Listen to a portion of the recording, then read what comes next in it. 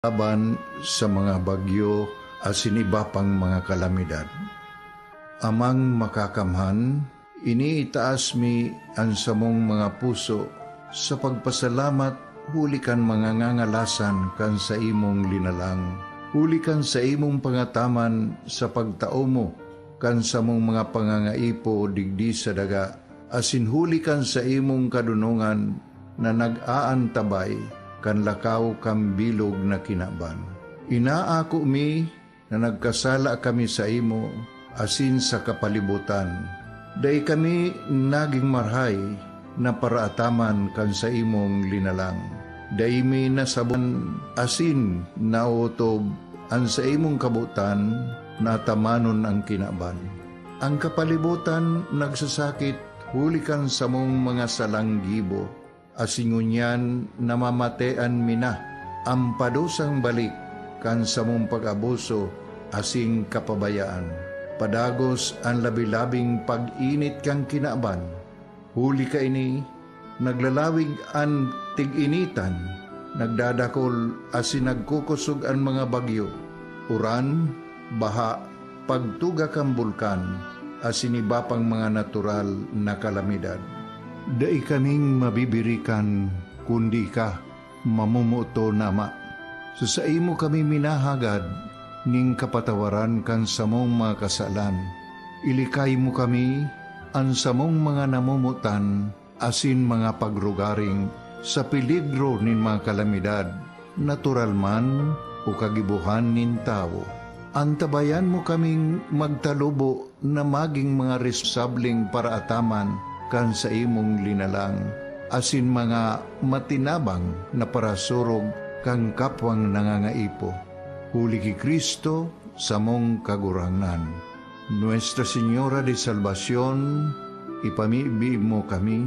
Nuestra Señora de Salvación, ipamibi mo kami. Nuestra Señora de Salvación, danay na ipamibi mo kami.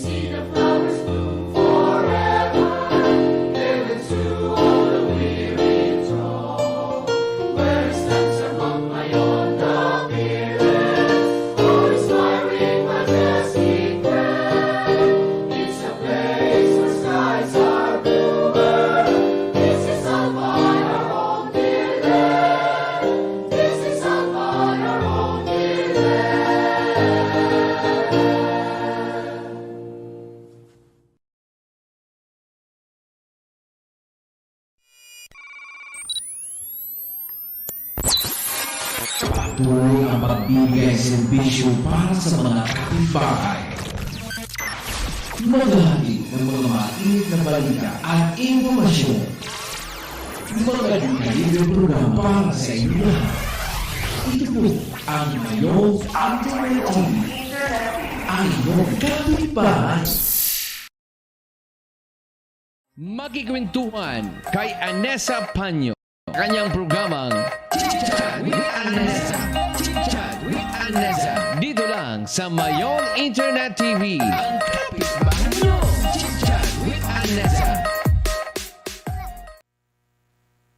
Good morning! good morning. Happy Love Month mga kapitbahay and welcome to an hour chikahan with me. Dito lang sa Chit-Chat with Anessa. Of course, we started out last Monday talking about love. Pero nung Monday, it's all about love and betrayal. No? So, dire-diretso na natin. Let's talk about love all this week.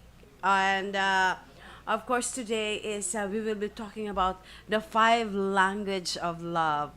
Diba? Oh, isn't it really, really nice? And a while ago, I saw Ate Alona. Thank you for watching all the way from Australia. Ate Alona Willing. Yan. And hope you get back soon here in the Philippines. Miss ka na ng Legazpi City. Anyway, going back to our topic. Diba sometimes, especially with men, they don't usually it's the language of love that they use. They seldom speak on how they wanted to show his love to you. And diba, meron mga ganyan na action speaks louder than words. So what are the wow! Ang isa sa pinakagwapo po ng Naga City, Camarines Sur, ang aking friend, si Kong Liagas. Hi, Kong! Buti ka pa yung mga manok niya, himas na himas niya. Ewan ko na lang si wifey. So, I do hope palagi kang panalo sa yung mga, talpakan. Anyway, thank you for watching, Kong. And say hello to your family. Yeah. Wow! I love you too, Tony. And thank you for always watching, sweetheart. And what are the 5 love languages? No, it's really important that you should know your partner's language. Did you know that it could strengthen your relationship if you know the 5 languages of love? And of course, the very first love languages describe 5 ways for everyone to know that, no, that people receive and express. So that people receive and express love in their relationship. So these are what? Words of affirmation, quality time. Physical touch is very important. That is why I'm really can't wait to hug and kiss my love. Oh, he's just watching. And again, the 5 love languages is are words of affirmation, quality time, physical touch, act of service, and receiving gifts. And we will be elaborating that much in a while. So knowing your partner's love language and letting them know, knowing your partner's love language and letting them know yours is a way to help you both feel what? Feel loved and appreciated. So, sabi nga, the author and pastor Gary Chapman describes that how to use these love languages. How to use these love languages. Show your partner that you care for them in a way that speaks to their heart. O, diba? So, actually, there's the related topic on this one, but we will be talking that as I said, we will be talking all about love this week in Chit-Chat with Anessa. And, the 5 love languages is the Chapman's book. You can check, according to my research, the 5 love languages. It was actually published in 1992, just to have you a brief, and in fact, according to Mr. Chapman, that before writing the book, he began to notice the patterns in couples that was undergoing counseling, And he realized that the couples were, it's misunderstanding each other's needs. Yan. That led that led him to come up with five, five love languages or ways that people and relationship express love. So I do hope that you are really, really in love, my good friend. Of course, all the way from Tabaco City, April versus Bilangel, and the very pretty and sought after online selling. Of course, Mary Rose Candia, hi dear. Good morning, good morning. As equally pretty as you. And of course, Ma'am Elena Valenzuela, all the way from Agna Humapon. So going through our topic for today, of course, words of affirmation is really, really, this is the first step, the first five among those five languages is the words of affirmation. What is this? Word of affirmation is about what? Expressing affection. That is why, forgive me if I always say I love you to you. And that I keep on telling you how much handsome you are and all, o, di ba? In love na in love. And Cheat Ate, hello, in love ka rin ba? You can join my discussions for today. So that's it, expressing affection through spoken words, praise, or appreciation. When this is someone's primary love language, they enjoy kind words. Words of affirmation should be what enjoyable, enjoy kind words, and of course, encouragement, uplifting quotes, love notes, o di ba? Do you guys, because we are in a world of technology, world of digitalization, so still, let us not forget the, love notes and because right now we are relying too much in, those who are the long distance, relationship, and yes, the technology is really a big help. But if you are guys together physically, send some love notes. And it's really good. And of course, and cute text messages, I always do that. Text messages, WhatsApp messages, and you can make this. You can make your partner's day by day complimenting them, or pointing out what they do well. So that's a words of affirmation. Even the words of affirmation, we can do a lot of things. Yes, and of course, quality time is a must in a relationship. And this is one of the best five love languages is the quality time. Someone with his love language wants undivided attention. So they feel love if you are present, and of course focus on them when you are together. So take away all the cell phone, all those things that savor the quality time, especially when both of you are working. So, and when you get together, so take time to talk, and eye to eye contact with a cuddle and all. Yeah. So this means putting down the cell phone, turning off the computer, and making eye contact, and of course actively listening. You must put your heart in every conversation. People with this love language are looking for quality time, and are looking for quality over quantity. This is and of course you can check out, do make your own research, take a look at the fun things that the couple can do.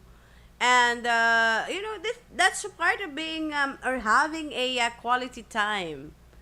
So, what else? Physical touch is really, really important, even by touching your hair and just by the holding hands and all. You come now, sweetheart. No, I can wait. Physical touch is very, very important, and it's part of the five love languages. A person with physical touch as their primary love language. That's a, that's a very primary love language that feels love through what? Physical affection. So aside from, of course, the sex, they feel loved.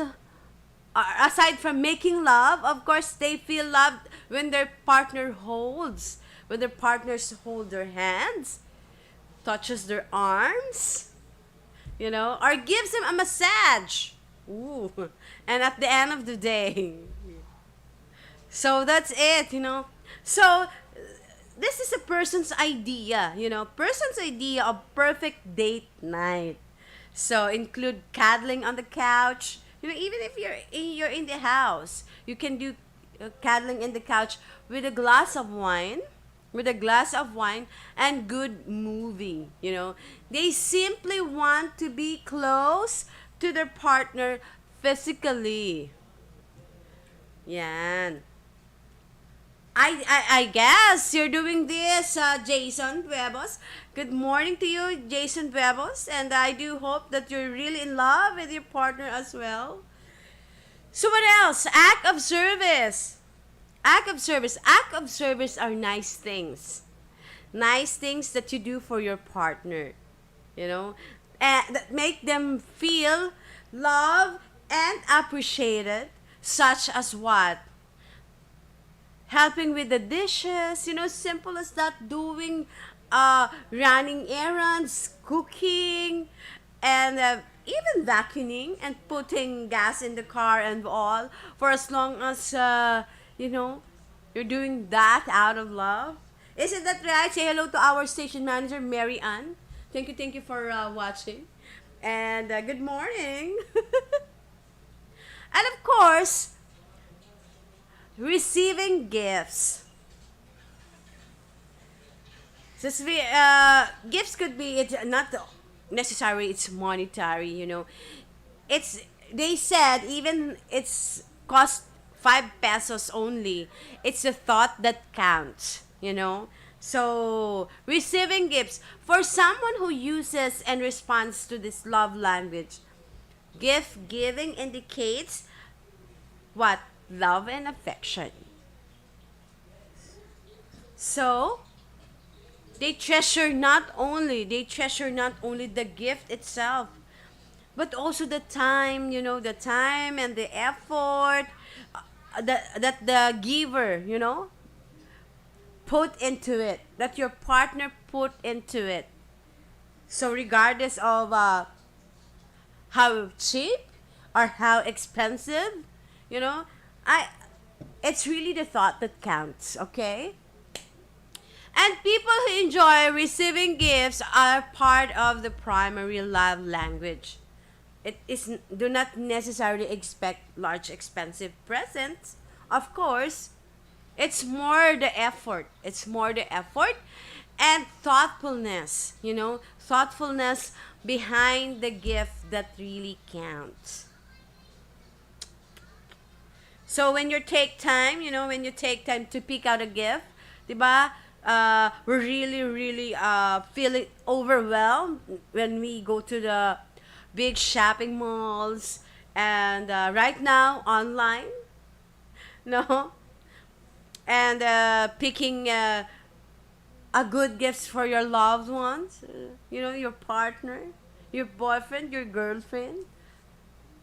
So when you take time, pick out a gift specifically for them, it tells them that you really, really what? You really know them. You really know your partner. People with this love language can often remember every little gift that they have what they have received from their loved ones. So, because it makes such an impact on them. See? It's a how to identify. We will do the how to identify your love language. It could be all, you know. At me, I really believe it's really good to have all of these five languages. Of course, the words of affirmation, receiving gifts, physical touch, quality time, act of service. I'm sure we do this. We do this. In the relationship, do you really feel more loved when your partner tells you I love you? Of course. Of course, me, I'm Sukili. Yeah. When your partner, when my boyfriend tell me that he loves me, and I love you too.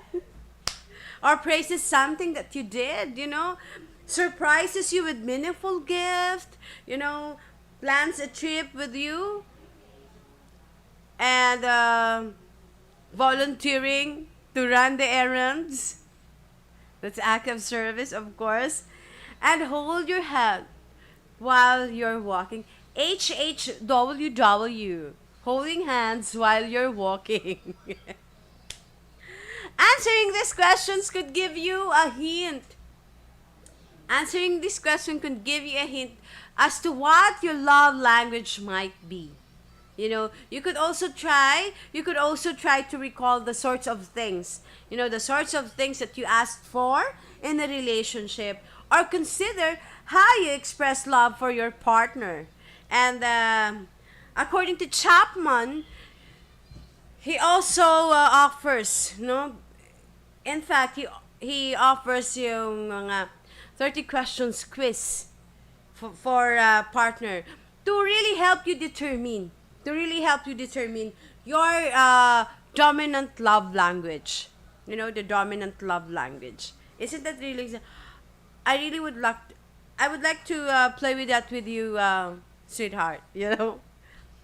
So your partner's love language might not be the same as yours. Of course. Because couples have what? Different primary love language.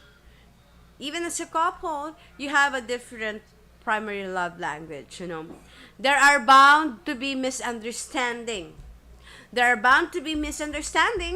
However, if your partners learns to speak your love language and you theirs, of course, they will likely feel loved. Appreciated, and of course, ultimately happier in the relationship. So, maybe you will ask, how love language benefit relationships? We all express and receive love differently. Learning and understanding those differences can have a meaningful impact on your relationship. Always remember that. And of course, according to Chapman, this is one of the simplest way to improve your relationship. So I'll be giving you some other ways learning your respective love language that could be beneficial. Love language promotes selflessness. Always remember that. Love language promotes selflessness. When you are committed on learning someone else's love language, you are focused on their needs rather than your own needs. This is the central premise. Always remember that this is the central premise of the theory.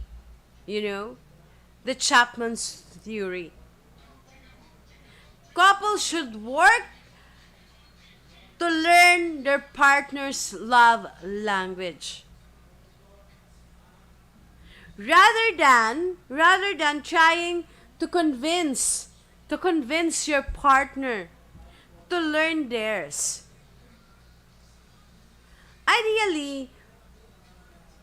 Ideally, both people actually will want to express love in a way that is meaningful to other. So the entire purpose of exploring your love language together is to learn how to love your partner in a way that is meaningful to them.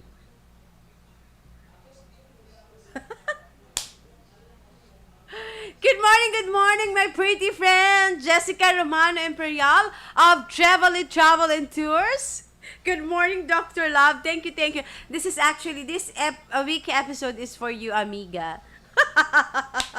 The love language. See?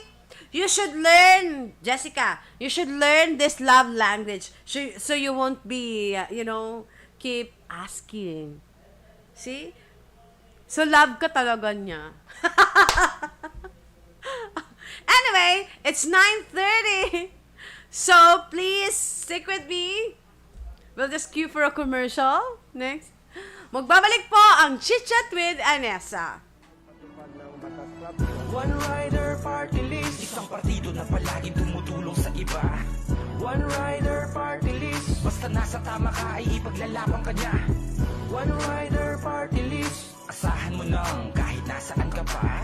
One rider party list, isang partido na palaging kakampi ng motorista. One rider, magsisilbing tagahatid ng tamang kaalaman upang atin nang matuwid. Sistemang di mapatid ang ating mga kapatid na motorista. Ngangadlangay ang buhay maitawid at bukas siyang sinusulong na ngayon ay naglalayo na ating pagtuunan. Karapatan ng mga taong pinili na sa daan, palaging harapin ng hamon. Hangad lang ay makaahon gang tuluyang sumang-ayon. Ang buhay di madali, hirap may di makubli. Pagod at pawis sa magapon, tinuring ng sukli. Alang-alang sa pamilya, abuting man ng gabi. Di alintana ang panganib, nag-aabang sa tabi. Kaya wag nang magpahuli, kailangan mo ng kakampi. Makakasamang lumaban, anumang oras o sandali. Ngapakan ng karapatang dapat pinagmamalaki. One rider party list, one rider party list, isang partido na palaging tumutulong sa iba. One rider party list, basta nasa tama ka ay ipaglalaban ka niya. One rider party list, asahan mo nang kahit nasaan ka pa.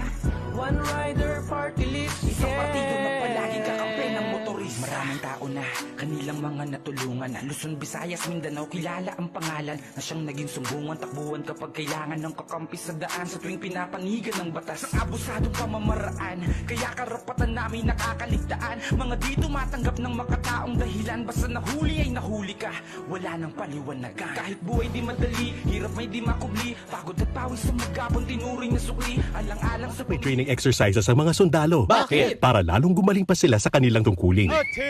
Bakit patuloy na umaattend pa ng seminars ang mga teachers? Bakit? Para madagdagan ang kanilang kaalaman at kasanayan. Bakit may mga libreng training ang Rice Competitiveness Enhancement Fund para sa mga magsasaka? Bakit? Dahil nagbabago ang panahon at hamon sa pagsasaka. Dapat alam nila ang mga bagong paraan para mapataas ang ani at kita. Mahalaga ang tuloy-tuloy na pag-aaral. Para sa karagdagang impormasyon tungkol sa mga libreng training ng RCEF, mag-text o tumawag sa Farmers Contact Center 0920-946-2474.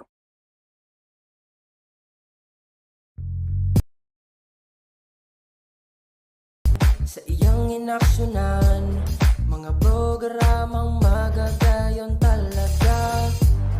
Matibay na congressman sa kauswagan, gabos niya gigibon para sa sato.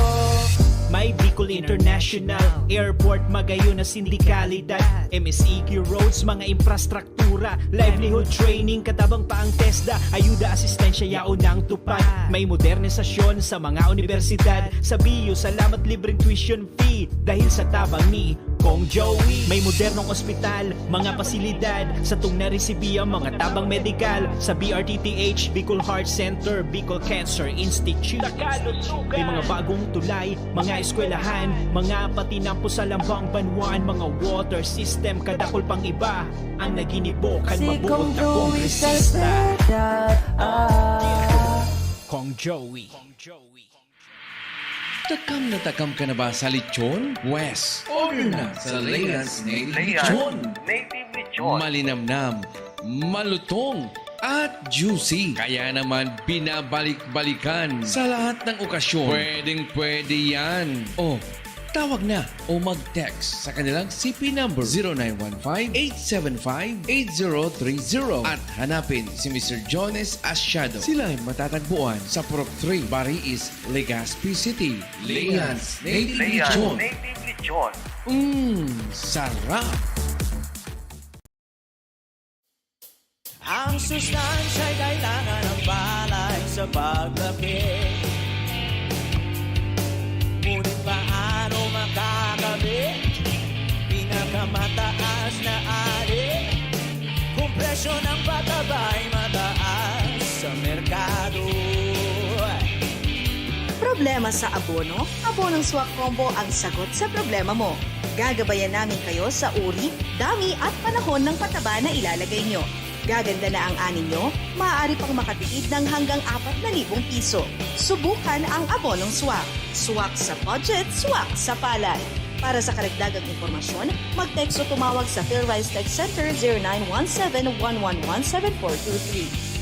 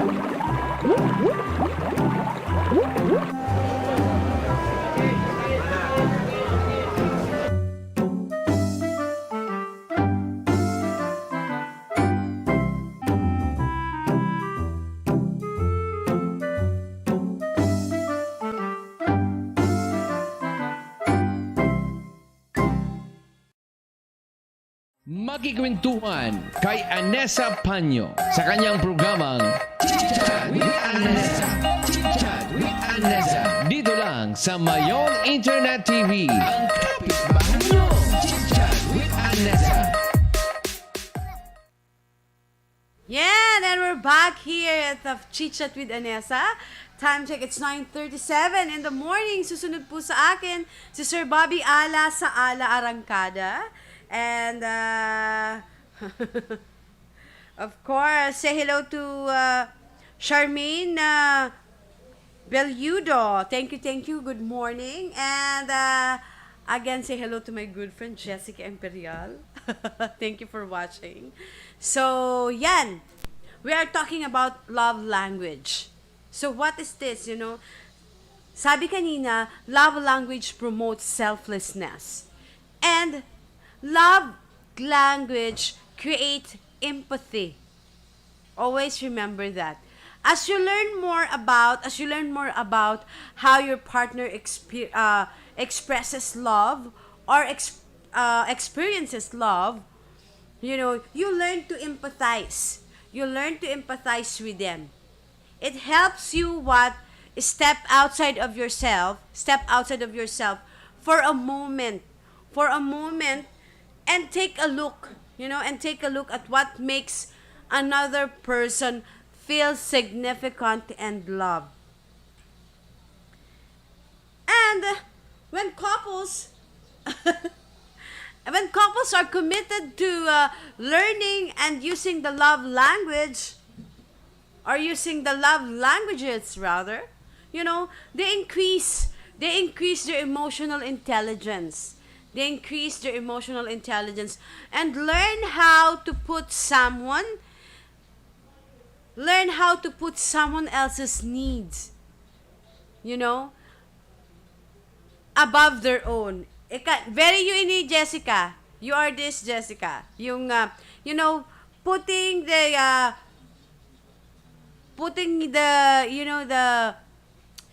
all the love and the needs of his special someone, no, or his special someone over their own needs, instead of speaking their own love language to their partner. They learn how to speak it in a language that their partner understands. So love language creates empathy. Isn't it really, really good? You know?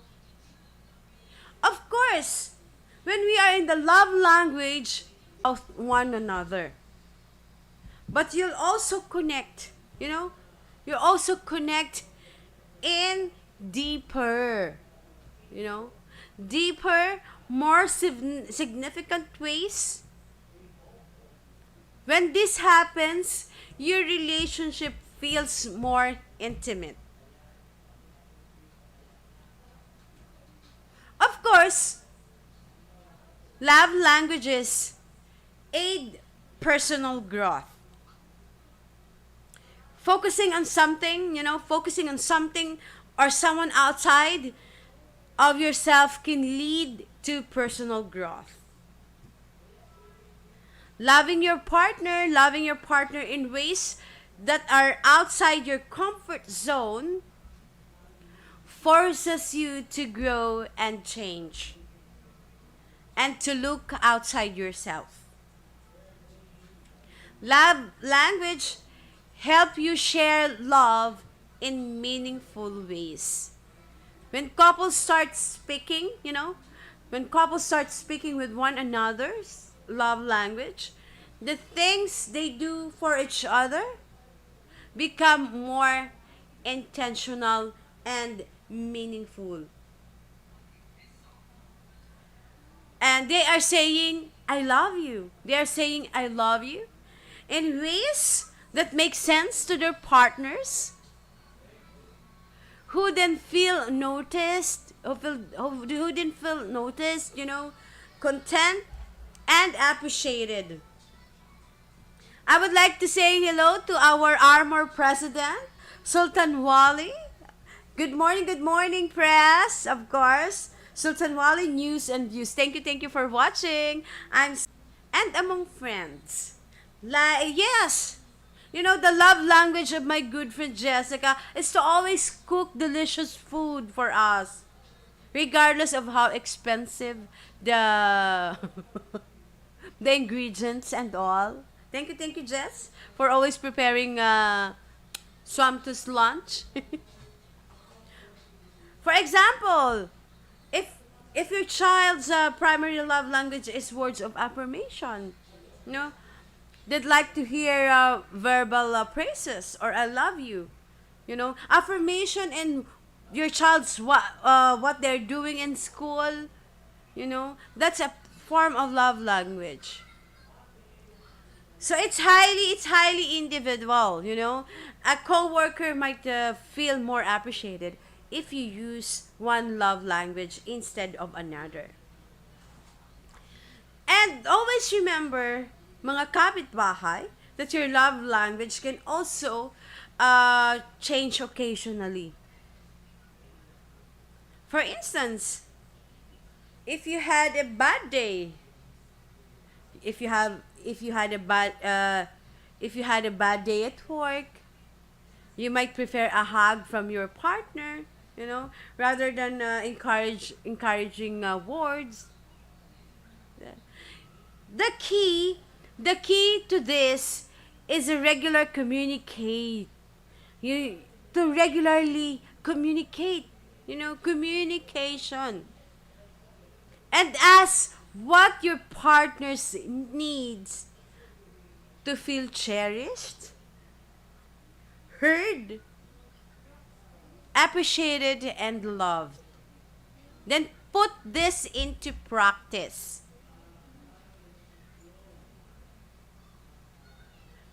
Criticism of love language theory. Through learning, sabi nga, through learning of the love language helps many people communicate better with their partners. So these are limitations to the theory and how people apply it to their relationships. So many people misuse the languages. Some people get a bit competitive, they're a bit competitive about using love languages, which can actually which can actually strain a relationship. I'll give you an example. Partners or your partners might start keeping track of all the times they use their partner's love language and compare it to him, or compare it to how many times their partners used theirs. So love language can be a way to open up communication and compassion. But you shouldn't use them. You shouldn't use them as games or weapons. No? Games or weapons against your partner.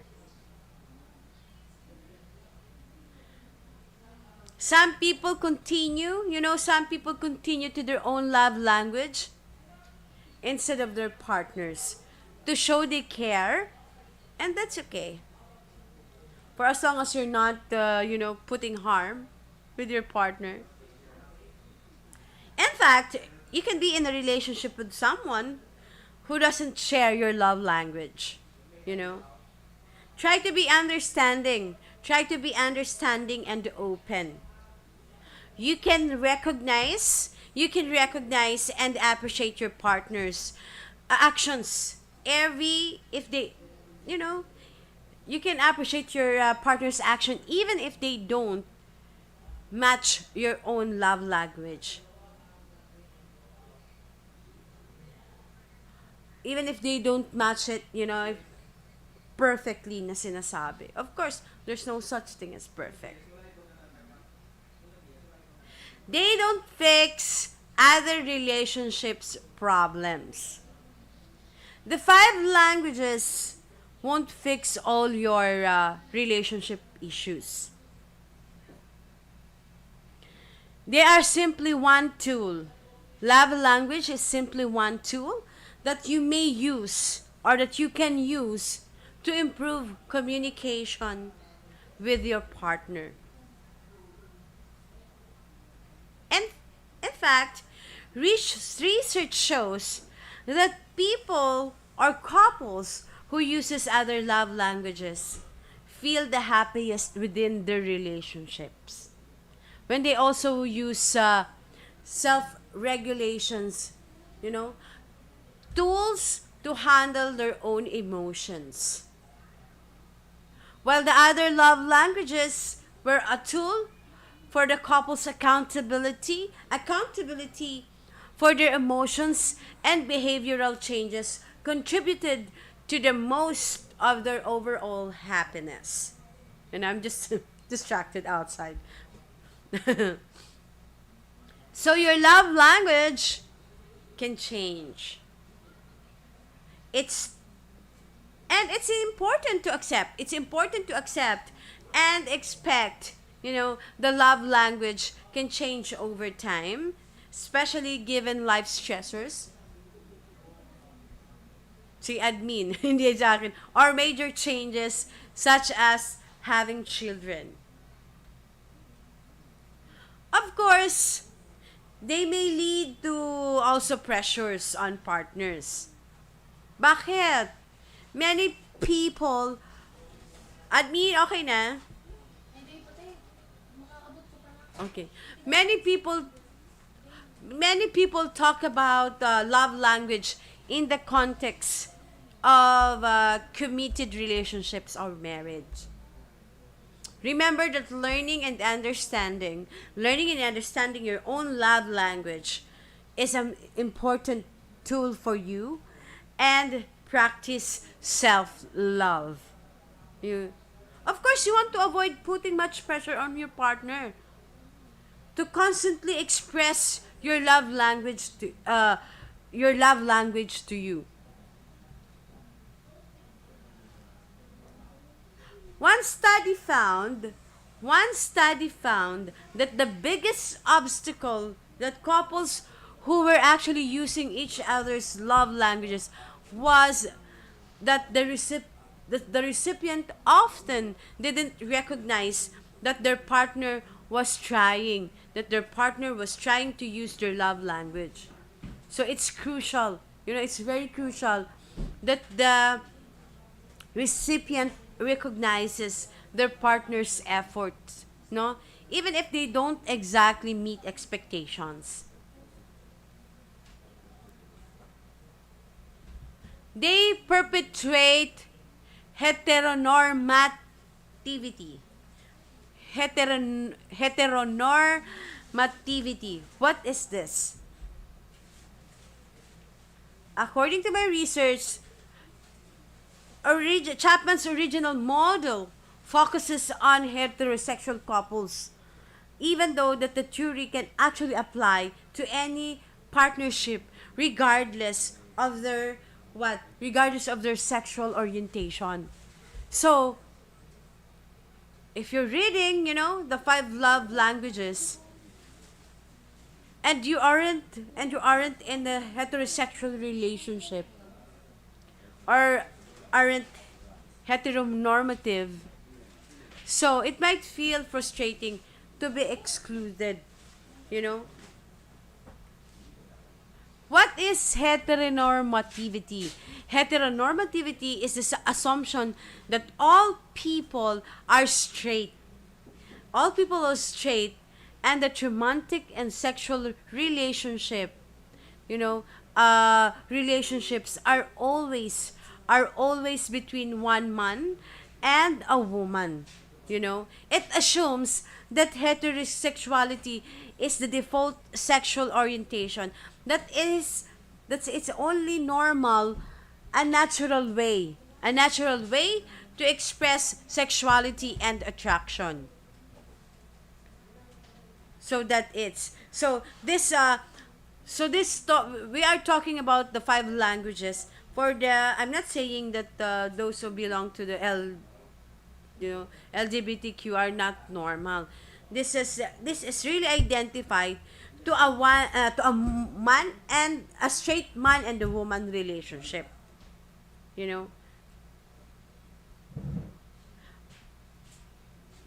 Once you and your partner know each other's love language, of course you both can benefit. Speaking your partner's love language can take a bit of effort, and intentions, of course, though especially if it's different from yours. Remember, healthy relationships aren't born. They're developed through attention and effort. The good news is that you can enhance your relationship by learning your partner's love language and putting it into practice. And if you both are committed to loving one another in ways that speaks to both of you, you will find yourself, definitely you will find yourself only deeper in love, but also in a happy, fulfilling relationship.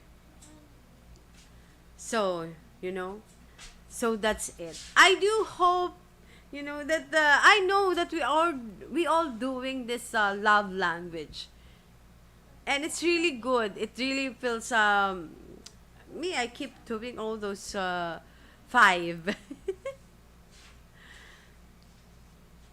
Love is a most wonderful thing that we can. Are you guys in love? Admin team. How about you, Nikki? Sabi ni admin, baka maunahan mo pa ako.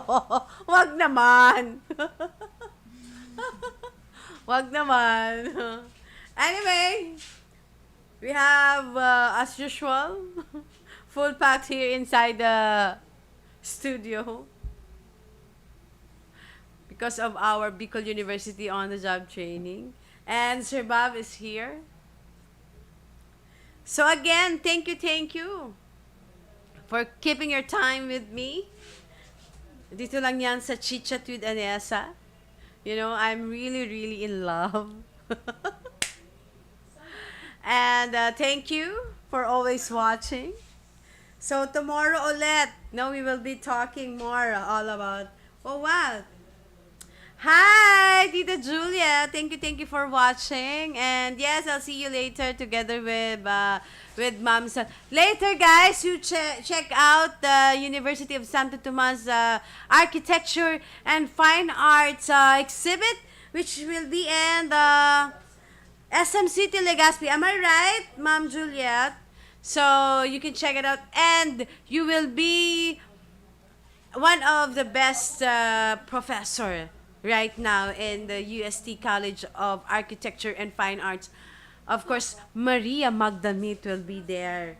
So, and of course, the former professor, yan, Juliet. And thank you for inviting me, Ma'am Sel, to grace the occasion later at 3. Yan, and see you, of course. So it's 9:56. Susunod na sa akin si Sir Bobby Ala sa Alarangkada. And speaking of Ma'am Juliet, it's National Arts Month this February. So go check it out, their exhibit. It's really good, you know. These students will go a long way, like their, of course, professors.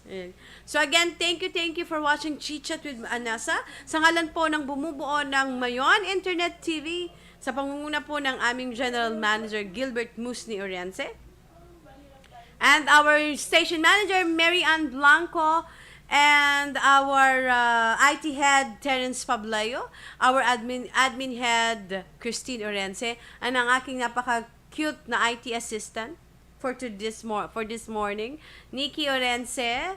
So again, thank you. I'll see you back then tomorrow, same time, 9 a.m. to 10 a.m. Dito lang sa Chit Chat with Anessa. Bye! I love you all!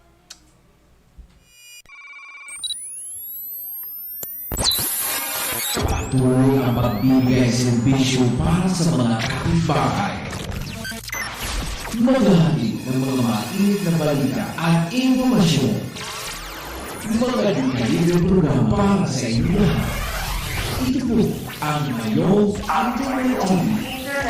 Ang iyong kapitbahay.